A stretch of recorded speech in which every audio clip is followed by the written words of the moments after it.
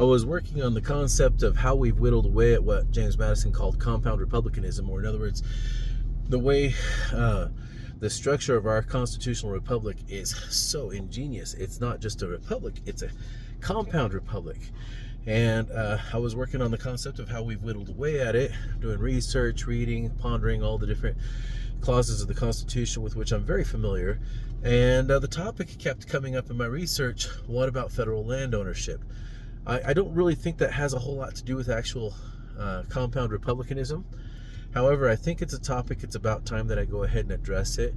So I'm going to go ahead and address it real quick here, which is this. First off, the federal government does have the authority to purchase lands from the states with the state's consent for any of the enumerated powers in the Constitution, which would include dockyards, forts, arsenals, but useful buildings for things such as weights and measures, or whatever other authority they have to exercise. Plus then DC, not to exceed 10 miles square. It's very interesting. It says not to exceed 10 square miles, as if to say we don't want the federal government controlling too large of a portion of land. Okay, we can get into DC another time. I should get into that with the Constitution sometime.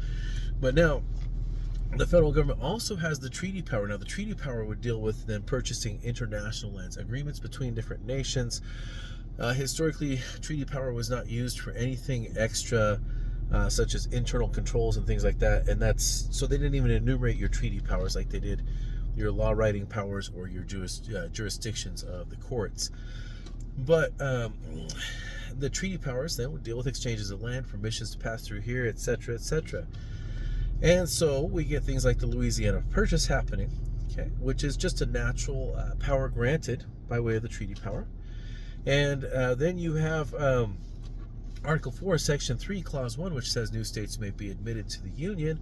But then Article 4, Section 3, Clause 2, which says when a new state's admitted to the Union, nothing shall deny the federal government the power to dispose of. In other words, the Congress the power to dispose of, make legislation regarding the disposal of the lands owned by the federal government, which would obviously be something referencing the concept of treaties, if you ask me. Lands purchased through treaties, things like that, where the federal government has claimed a territory.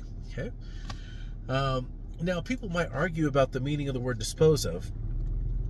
Dispose of really seems to imply getting rid of, but some people like to say, no, it just means use. Okay, so fine, let's go with that meaning.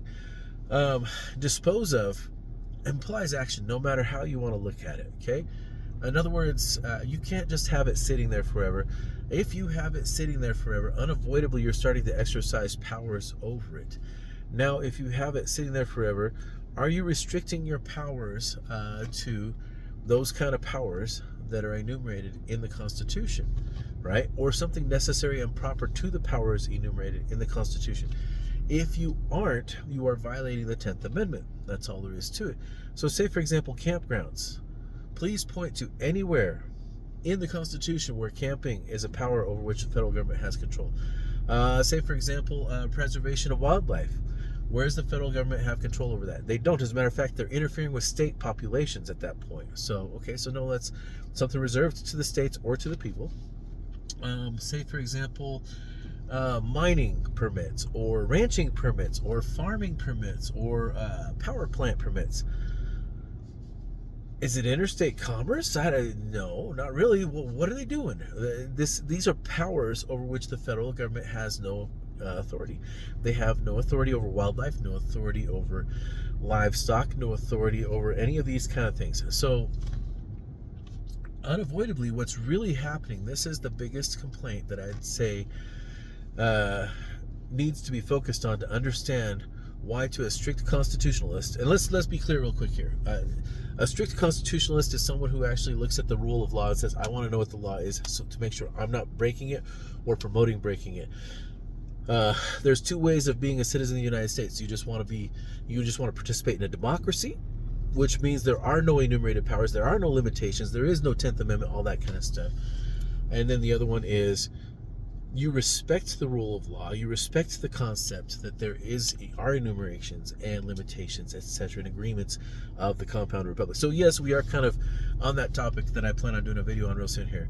But unavoidably, what ends up happening is the rule of law goes away when the federal government continues to own more land than they legitimately have use for their enumerated powers, and because they sooner or later start exercising powers that have nothing to do with their enumerated powers. And that is exactly what we see in the federal land ownership, is the expansion of powers beyond the kind of powers that have anything to do, that resonate whatsoever with the Constitution. And so I recommend let's stop looking at the words dispose of, except for that it means use. Because unavoidably, you can't just leave the land sitting there. Unavoidably, the federal government is going to try to do something with it. The second they do something with it, is it something that has anything to do whatsoever with the constitutionally enumerated power? If not, violation of the 10th Amendment. That's simple. You can say, you can talk about dispose of all you want, but ultimately, are they exercising and inventing new powers just because they have some excess land?